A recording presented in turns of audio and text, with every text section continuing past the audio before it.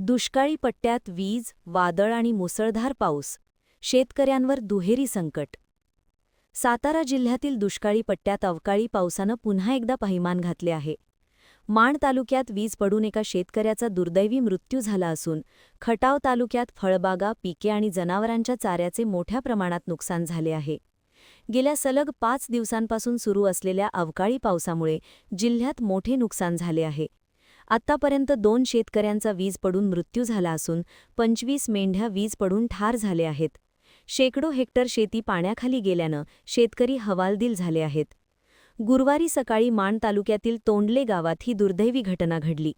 शेतात काम करत असताना लाला दाजी जाधव वय 65 यांच्या अंगावर अचानक वीज कोसळली आणि त्यांचा जागीच मृत्यू झाला.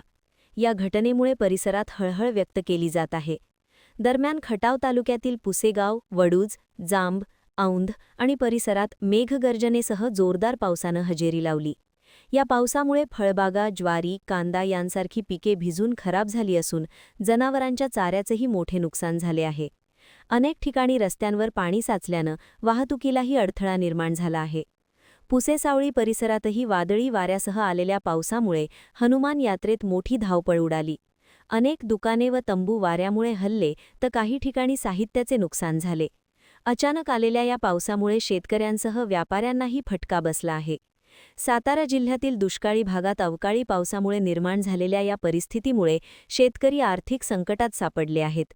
प्रशासनानं तात्काळ पंचनामे करून नुकसान भरपाई द्यावी अशी मागणी शेतकऱ्यांकडून केली जात आहे.